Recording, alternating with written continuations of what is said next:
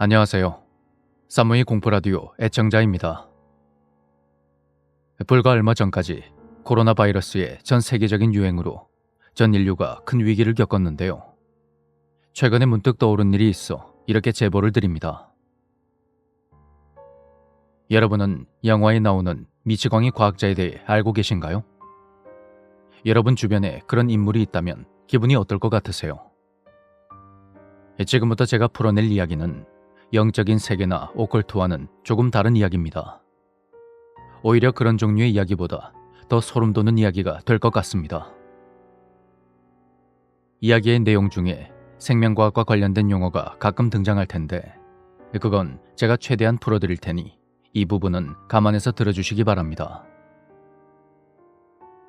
지금으로부터 14년 전 불혹의 나이에 대학원에서 석사과정을 밟을 때 일입니다. 우선 그 당시 지도 교수님은 지금은 은퇴를 하셨고 저도 현재 다른 직종에서 근무하고 있다는 점을 미리 알려드립니다. 생명과학을 전공한 저는 같은 대학에 대학원에 진학했습니다. 그때만 해도 취업이 쉽지 않았고 성적도 애매했던지라 도피성으로 대학원에 진학했죠. 누구나 아는 명문대는 아니었지만 지방에서 나름 이름 있는 곳이었는데 가끔 타 대학 졸업자가 저희 학교 대학원에 입학하기도 했습니다. 대학원이 어떤 곳인지, 연구 주제라는 건 또 뭔지 자세히 알지 못했던 저는 학부 시절에 친한 선배가 있는 실험실로 들어가게 되었는데 그렇게 들어간 대학원 생활은 그 난이도가 상상 그 이상이었습니다. 아침 9시에 출근해서 퇴근은 최소 밤 11시, 휴일 없는 월, 화, 수, 목, 금, 금, 금. 최저임금보다 적은 월급으로 힘들게 생활하며 모든 스케줄을 세포와 동물, 즉 실험체에 맞춰야 했던 거죠. 이런 말은 좀 그렇지만 세포와 동물의 몸값이 우리의 월급보다 더 비쌌거든요. 365일을 연구실에 출근하면서 학부생들 실험 수업도 해야 했고 또 교수님들 수업도 따로 들어야 했습니다. 지도 교수님에게 매번 깨지는 건 기본이었고 그렇게 시간이 흘러 2010년 3학기를 바라보고 있었죠. 선배들이 졸업한 후에는 제가 실험실의 장이 되었는데 대학원에서는 랩장이라는 말을 쓰지만 편의상 방장이라고 하겠습니다.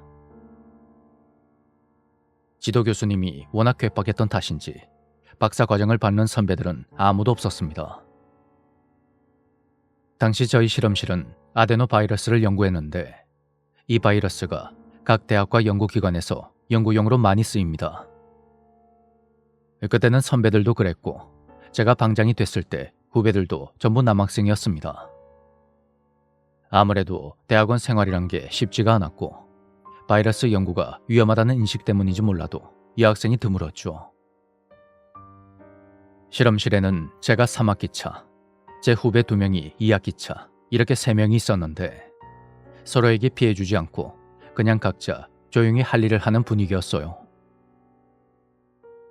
저는 후배 2명과 다른 프로젝트를 진행했고 2명도 스스로 알아서 잘하는 편이었습니다. 다만 랩 미팅, 그러니까 회의 시간에는 저희들 모두 지도 교수님한테 왕창 깨지고 욕까지 먹었습니다. 그러다가 학기 시작 전인 1월에 저희 실험실에 신입생이 들어왔는데 보통 대학원은 입학 전에 지도 교수를 선택해서 실험실에 출근부터 하는 경우가 많습니다. 저와 후배들이 실험실에 없을 때 교수님과 개인 면담을 한 뒤 들어온 것 같은데 신입생의 첫인상은 그야말로 이과생 오브 이과생이었습니다. 하루는 교수님이 저를 넌지시 불러서 그러더군요. 신입생 컨택이 왔는데 학점은 3.0 초반이고 공인 영어 성적도 그냥 그렇네. 얘 뽑아도 되겠냐? 네. 늘 꾸짖고 화만 내는 교수님이 저에게 의견을 구하는 게 처음이라 전 그냥 형식적으로 대답했습니다. 내심 교수님이 저 학생을 굳이 왜 뽑을까 싶기도 했지만 성적이 좋다고 대학원에 와서 연구를 다 잘하는 것도 아니고 학부 때는 별로였어도 대학원에서 연구를 잘하는 사람도 있으니까요. 그렇게 신입생이 저희 실험실로 들어오고 그 친구와 이야기를 하는데 전공 관련 지식이 상당했습니다. 학부 때 공부 좀 한다는 사람도 대학원에 오면 전부 영어로 된 논문 한 편 보느라 밤을 새는데 이 친구는 논문 내용들을 금방 이해하더군요. 전 속으로 이 친구가 시어머니 안 좋을 뿐이지 아는 게 굉장히 많은 사람이구나 생각했죠.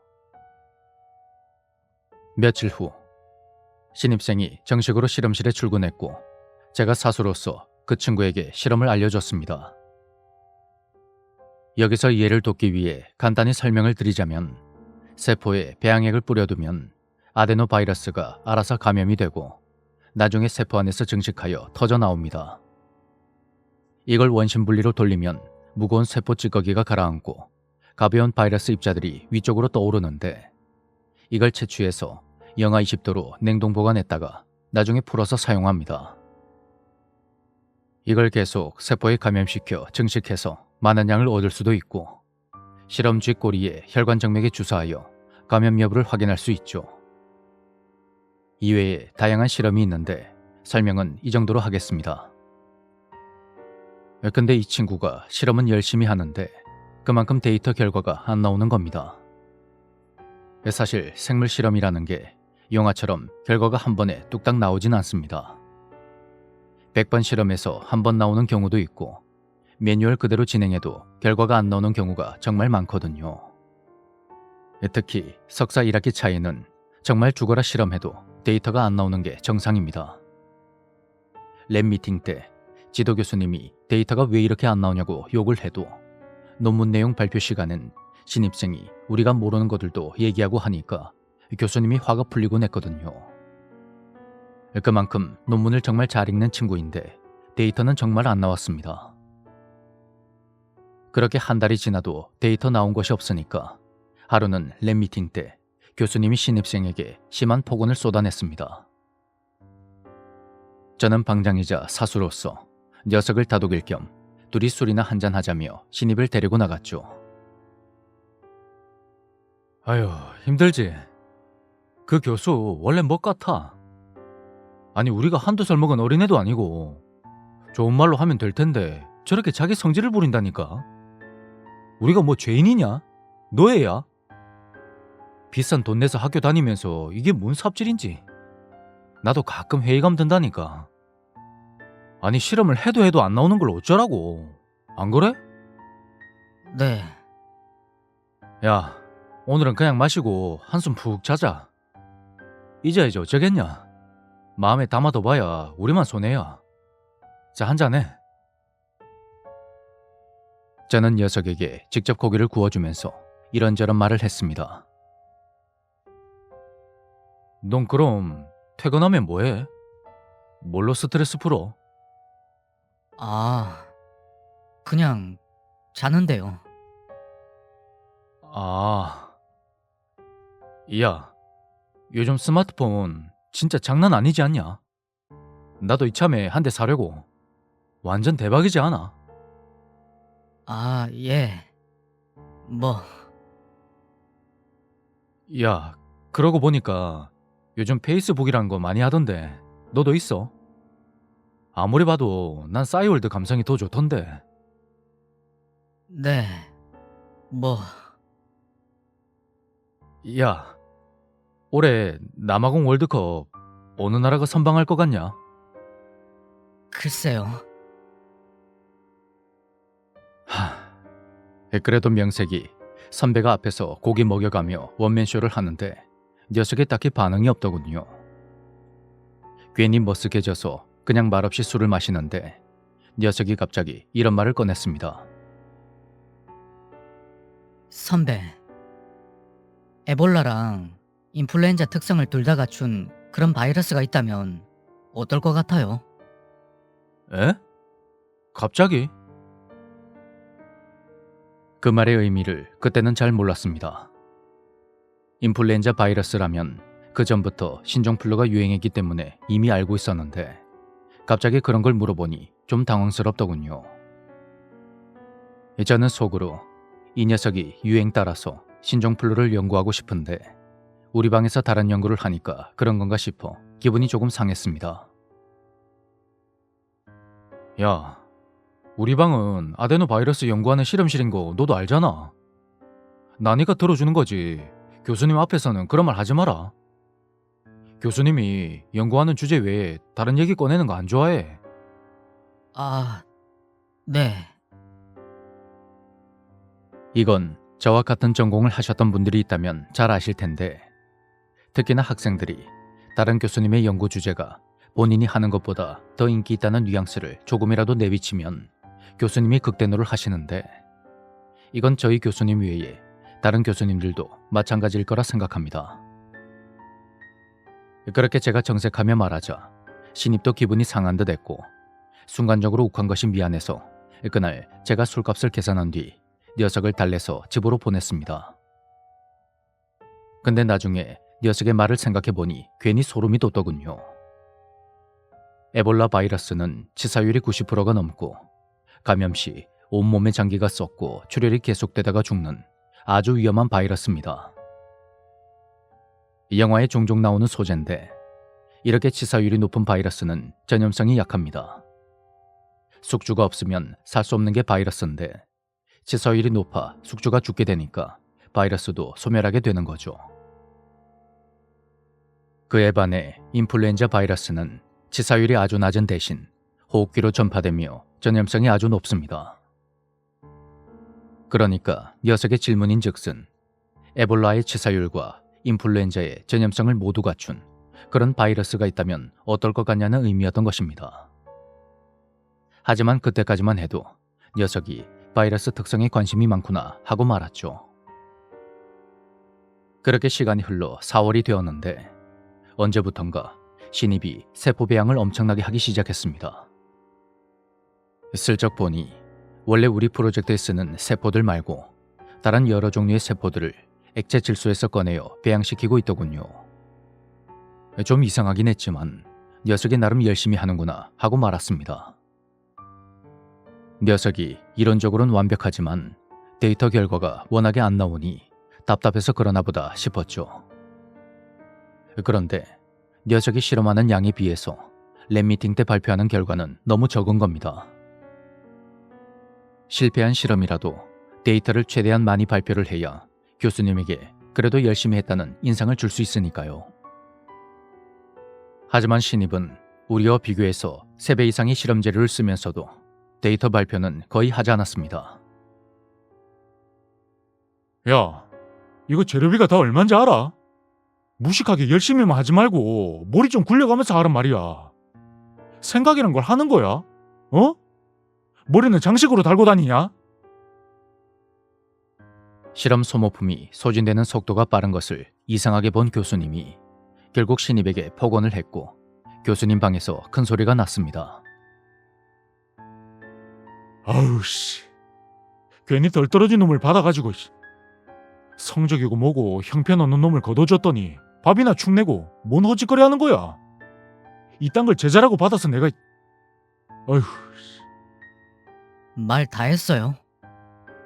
뭐라고? 당신 말 다 했냐고. 야, 그만해. 그렇게 상황은 최악으로 치달았고 결국 신입은 저희 실험실을 나가게 되었습니다.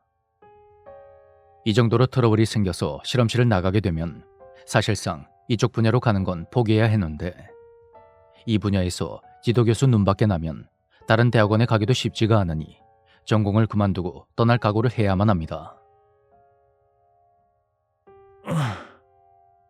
우리 서로 안 맞는 것 같네요. 그냥 아예 몰랐던 사이로 합시다. 잘 가요. 그렇게 일부러 존댓말을 쓰면서 남대하듯 하는 교수님의 말에 신입은 아무 말 없이 가방을 챙겨서 실험실을 나갔습니다. 녀석이 사용했던 컴퓨터 안에는 연구 자료들이 있어서 우선 그냥 뒀는데, 신입이 맡았던 프로젝트를 이어서 계속할 다른 신입생이 들어오면 그대로 인계해서 그 컴퓨터를 쓰게 하면 됐으니까요. 그 후로 학교본부 행정실에서 신입이 자퇴 서류를 냈다는 연락을 받았습니다.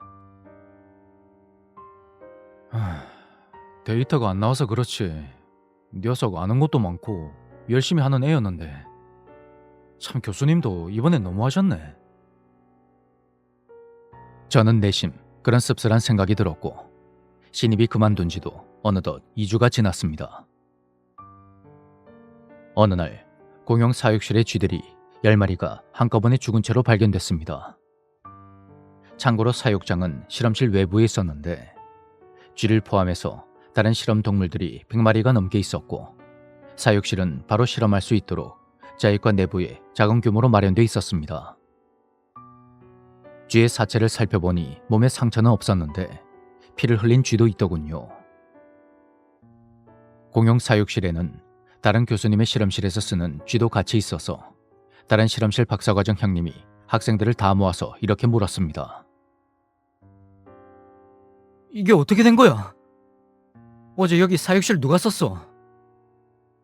제가 어제 마지막으로 사육실에 먹이 주러 갔었는데 온도 상태나 다른 건 아무 이상 없었습니다. 그래? 귀신의 고칼 노릇이네. 외부에서 꺼낸 흔적도 없고 뭐야 이게? 야, 자기 방에 쥐 죽은 거 있는지 정확히 확인들 해봐. 이게 무슨 일이야? 설마 누군가 불만을 품은 사람이 다른 실험실 쥐들을 의도적으로 죽인 건가? 뭐 이런 말도 안 되는 생각도 해봤지만 그럴 리는 없었습니다. 쥐는 각각의 케이지 안에 있어서 케이지 문을 열어서 손으로 직접 쥐를 꺼내야 하는데 쥐의 사체에는 별다른 특이점이나 외상이 없었고 쥐에게 위해를 가했거나 하는 그런 흔적도 전혀 없었거든요.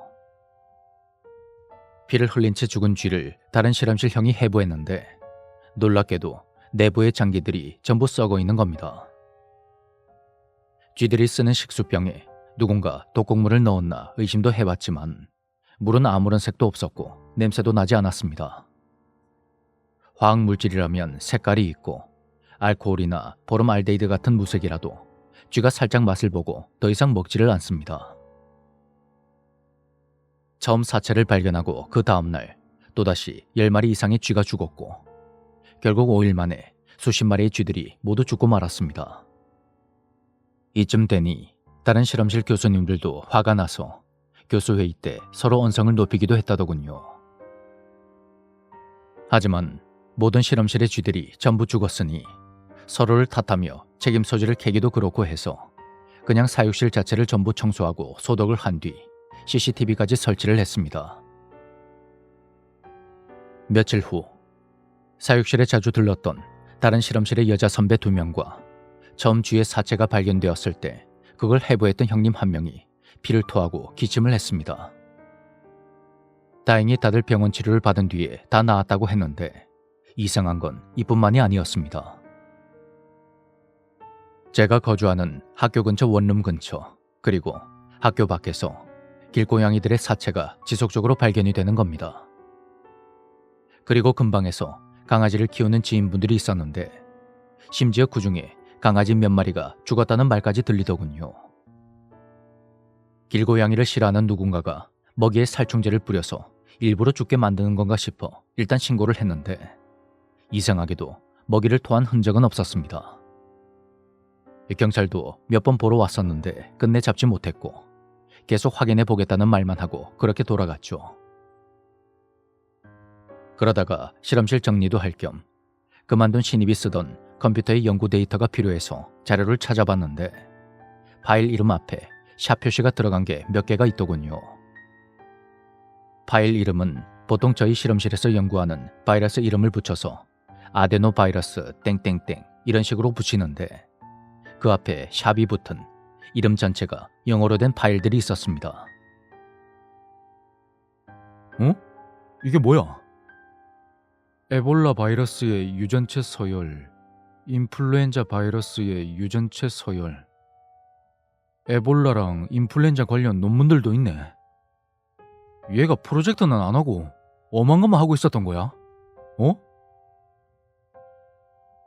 물론 업무 중에 틈틈이 짬을 내서 소위 농땡이를 치기도 합니다만 느낌이 이상해서 인터넷 방문 기록을 보니 쇼핑몰 검색 흔적 등 실험과 관계없는 다른 흔적들이 보였습니다. 그리고 그 목록을 쭉 내리면서 계속 보던 저는 깜짝 놀랐습니다. 이게 뭐야? 개와 고양이 혈액에 주사하는 방법? 이런 걸 왜 검색했지? 저희 실험실은 쥐로 실험을 진행하기 때문에 애초에 개와 고양이를 기르지 않는데 왜 그런 내용을 검색했는지 영문을 모르겠더군요. 이상한 점은 이뿐만이 아니었습니다. 연구 목적으로 다른 생물이나 바이러스의 유전체를 제작해주는 해외 업체가 있는데 특정한 유전자를 발현하는 유전체 서열 같은 것도 주문을 하면 제작을 해줍니다. 이미 알려진 유전자 서열이라면 가격이 저렴하고 새로운 서열이라면 맞춤 제작을 해야 하기에 가격이 비싸죠. 그런데 신입이 쓰던 컴퓨터에서 그 유전체 제작업체의 방문 기록이 나온 겁니다. 로그인도 아직 그대로 돼 있었고 업로드했던 파일 이름도 보이더군요. 실험실에서 쓰는 모든 재료와 주문은 방장인 제가 하는데 아데노바이러스 유전체는 그 서열 정보를 제가 다 알고 있거든요. 그런데 신입이 업로드한 파일에는 우리가 연구하는 아데노바이러스 유전체와는 완전히 다른 서열 정보가 있었습니다. 이게 대체 뭔지 짐작조차 되지 않아서 개인적으로 친분이 있는 다른 실험실 박사 형님에게 부탁을 했습니다. 형님은 분자 생물학 연구실에 있었는데 유전체 서열과 관련된 실험을 잘했습니다. 형님, 이거 유전체 서열인데 뭔지 좀 봐주실 수 있어요? 어? 뭔데? 이거 사이트 돌려보자. 보통 유전체 서열을 입력하면 어떤 유전자가 있는지를 결과로 보여주는 사이트가 있는데 거기서도 결과가 나온 게 없었습니다. 그렇게 형님과 앉아서 이게 뭔가 고민하는데 형님이 문제의 그 유전체 서열을 부분 잘라서 입력해보니 놀랍게도 에볼라 바이러스 유전자 서열의 일부와 인플루엔자 바이러스 유전자 서열의 일부가 각각 식별이 되는 겁니다. 그 사이에는 불필요한 서열들이 중간중간 끼워져 있었습니다. 와, 이거 뭐냐? 야, 이거 설마 네가 제작한 거야? 아니요. 이거 얼마 전에 자퇴한 그 신입이 쓰던 컴퓨터예요. 이 컴퓨터는 걔만 쓴 거야? 아니면 다른 졸업생이나 교수님도 쓴 거야? 아니요. 다른 사람은 안 쓰고 걔 혼자 썼죠. 와, 걔 어떤 사람이었냐? 뭐 실험은 열심히 하는데 데이터는 죽어라고 안 나오는 그런 친구였죠. 왜요? 이거 내가 봤을 때는 걔가 실험은 못할 수도 있는데 실험 디자인을 끝장나게 잘하는 놈이야. 거의 박사급인데. 예? 그래요? 난 바이러스 쪽은 별로 관심 없는데 이 유전체라는 게 그냥 다른 유전자들 막 가져다가 블록 조립하듯이 끼운다고 해서 되는 게 아니거든. 공부를 엄청나게 해야 돼. 너 석사 3학기 차니까 프로모터 알지? 네. 이놈이 서로 다른 바이러스의 프로모터 2개를 한 번에 작동되게 끼워놨어. 와, 뭐지 이거? 여기서 프로모터란 유전자를 발현시키는 일종의 스위치 같은 건데 유전자마다 발현하는 프로모터가 전부 다릅니다. 그러니까 서로 다른 2개의 프로모터를 각각의 위치에 딱 맞게 끼워둔 거죠. 원래 바이러스의 전체 유전체가 엄청나게 길어. 그래서 프로모터 2개를 한 번에 이어서 맞춤 제작을 못하는데 크기 제한이 있으니까. 근데 이 녀석은 중간중간에 필요한 유전자들만 끼워 넣었네. 그래요? 그리고 그 사이사이에 불필요한 서열들도 잘 해놨어. 필요한 서열들 간섭 안 하게 제작을 해놨다는 거지. 이 서열 끼우는 것도 잘 끼워야지 영향을 안 주거든. 그래서 네가 사이트 검색했을 때 어떤 유전자인지 식별이 안 된 거야. 아니, 그 정도까지 해놨다고요? 와, 놀랍다 놀라워. 이런 걸 전부 다 알고 제작했다는 거 아니야. 물론 이게 효과가 있는지는 직접 실험을 해봐야 알겠지만 야, 너희 방에서 하는 아데노바이러스 사람 포함해서 다른 생물들처럼 DNA가 이중 나선이지. 네, 맞아요. 에볼라랑 인플루엔자 둘 다 유전체 구조가 어떻게 돼 있냐? 잠시만요.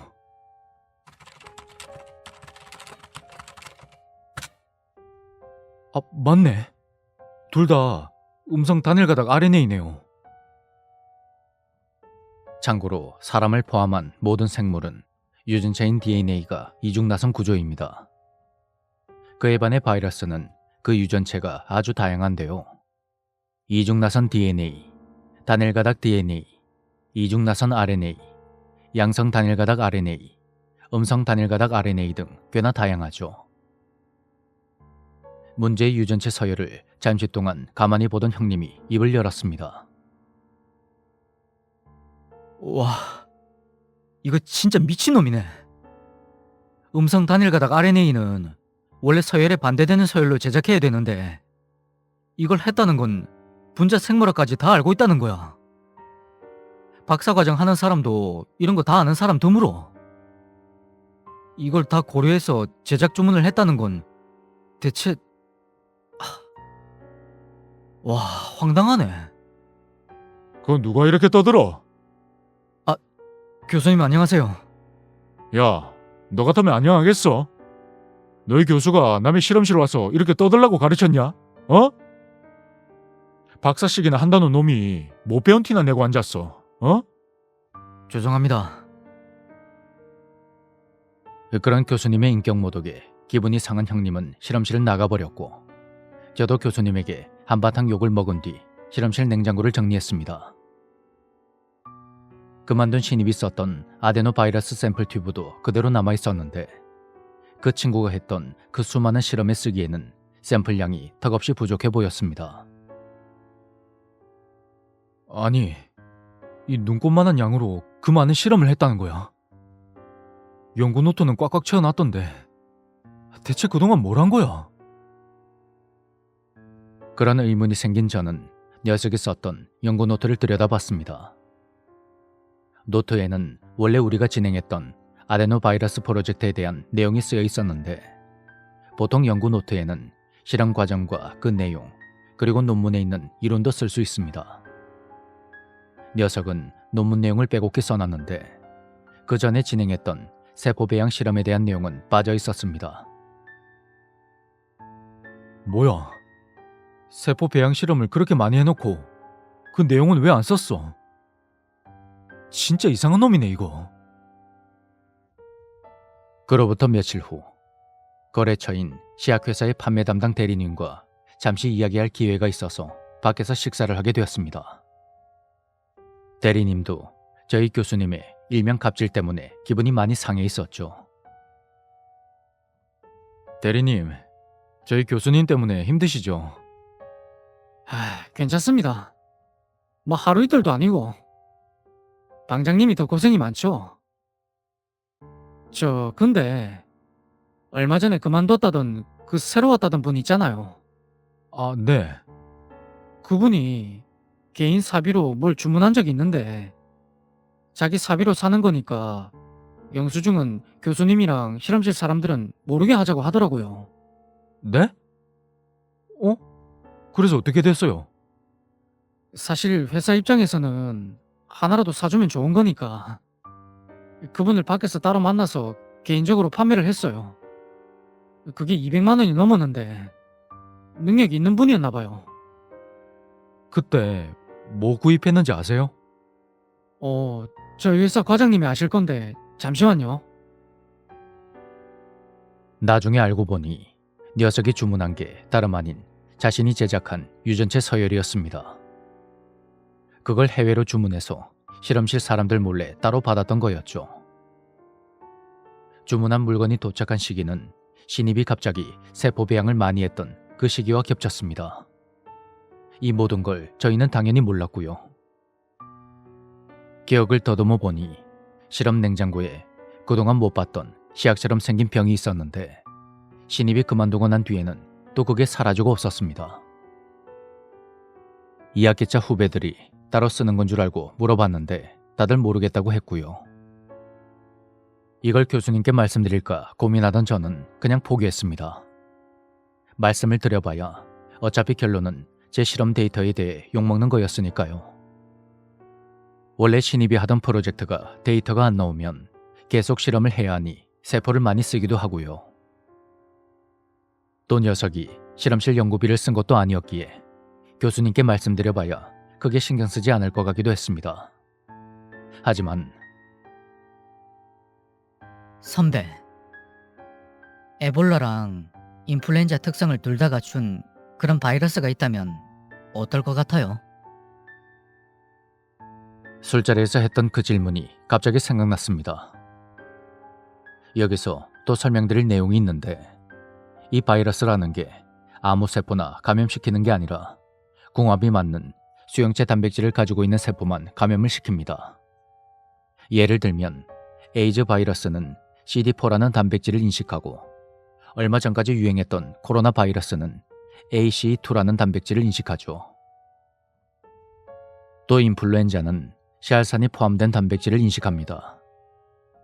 저희 실험실에서 썼던 아데노 바이러스는 여러 수용체 단백질을 광범위하게 인식하기 때문에 연구용으로 많이 씁니다.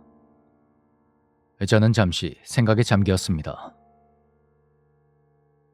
세포마다 수용체 단백질이 각각 다른데 녀석이 에볼라랑 인플루엔자 바이러스로 유전체 발현 실험을 했다면 이 바이러스랑 맞는 세포를 찾으려 했던 건가? 만약에 찾았다면 감염시키고 증식해서 모은 거 아니야? 설마 사육실 쥐한테 식수로 먹이거나 정맥 주사라도 놓은 건가? 순간 등골이 오싹해지면서 별의별 생각이 다 들더군요. 그러는 사이에 몇 주 동안 학교 근처 원룸과 캠퍼스 안에서는 죽어있는 길고양이들의 사체들이 발견됐습니다. 하지만 4학기를 앞두고 있던 저는 졸업 준비 때문에 거의 매일 밤을 새다시피 했고 그래서 그걸 깊게 생각할 여력이 없었습니다. 그 박사 형님과는 그날 이후 괜히 사이가 서먹해졌고 저는 논문 심사를 통과하는 날까지 교수님께 욕을 먹으며 졸업을 했죠. 2011년 2월 교수님이 저를 따로 불러서 노그럽게 말하더군요. 자네 한 3개월 정도만 더 있어주면 어떻겠나? 신입들 실험도 좀 가르쳐주고 해야 하는데 자네 후배들은 졸업 준비하느라 바쁘잖아. 석사 연구원 자격으로 좀 도와주면 좋겠는데 자네가 워낙 잘하고 하니까. 저는 그 제안을 받아들였고 새로 들어올 신입생 자리를 정리하며 예전에 그만둔 그 신입 녀석이 쓰던 컴퓨터 파일을 정리했습니다. 그때 박사 형님과 함께 녀석이 제작 주문한 유전체 서열을 검색하면서 모든 파일을 다 열어보지 못했거든요. 사람 심리라는 게 또 그런 건 괜히 지우기 전에 한번 보고 싶잖아요. 저는 분자 생물학적 지식이 없다 보니 파일을 읽는데 시간이 좀 걸렸습니다. 와, 박사 형님도 이거 해독하는데 시간이 꽤 많이 걸렸는데 걔는 이걸 또 어떻게 한 거야? 완전 노가다네 이거. 그때 녀석이 제작한 유전체 끝부분에 조금 남아있는 서열을 잘라서 검색 사이트에 돌려보니 TIM-1이라는 유전자가 나왔습니다. 어? 이건 사람 유전자잖아. 이걸 여기 왜 넣었지? 그리고 논문을 검색하던 저는 다시 한번 놀라고 말았습니다. 그 논문 내용을 지금 사진으로 첨부하겠습니다. TIM-1이라는 유전자는 에볼라 바이러스가 인식하는 유전자인데 그 시점에서 바로 일주일 전에 처음 밝혀져서 논문이 나왔던 겁니다. 이걸 풀어서 설명하자면 이 사람 유전자까지 일부 발현이 되면 수용체 단백질이 없는 세포들도 억지로 발현시켜서 바이러스에 감염되게 할 수 있는 것이죠. 앞서 언급했듯이 바이러스는 그 유전자와 궁합이 맞는 수용체 단백질을 갖고 있는 세포를 감염시키는데요. 수용체가 없으면 그것을 인위적으로 발현시키는 방법이 있습니다. 이걸 과발현이라고 하는데 녀석은 그 당시 자신이 제작한 유전체 끝부분에 사람 유전자인 TIM-1을 넣어서 과발현을 시키려 했던 거죠. 그러니까 감염이 잘 되도록 유도를 했던 건데 바이러스 유전체 서열 사이에 불필요한 서열들을 많이 끼워 넣은 뒤 사람 유전자를 거의 끝부분에 넣은 겁니다. 기존의 에볼라와 인플루엔자 바이러스 유전자는 간섭하지 않도록 말입니다. 물론 이렇게 여러 생물종의 유전자를 섞어서 제작하면 실제로 세포 감염 실험을 할 때 효율이 떨어져 실패하는 경우가 더 많습니다. 여기까지 깨달은 저는 소름이 돋았습니다.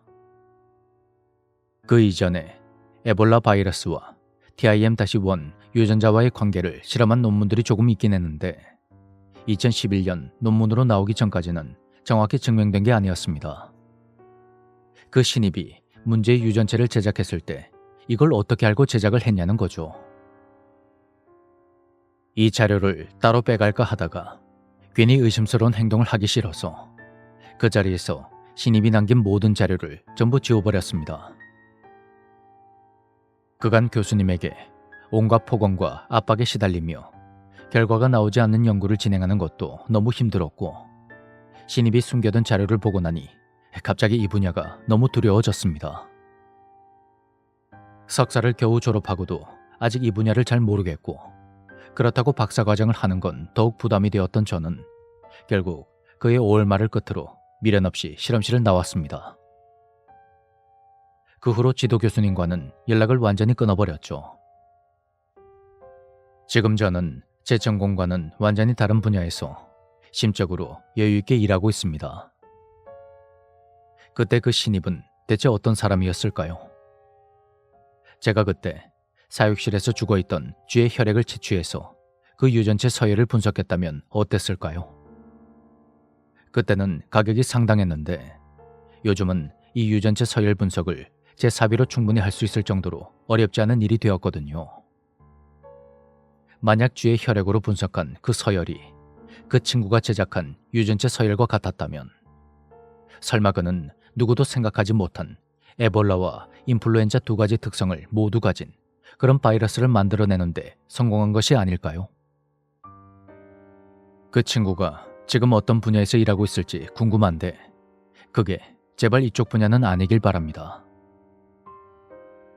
대학원생 시절에는 제 앞가림을 하는 것도 버거워서 잊고 살았는데 코로나가 유행하던 그 시절에 문득 14년 전의 일이 떠올라 이렇게 산모님께 제보해봅니다.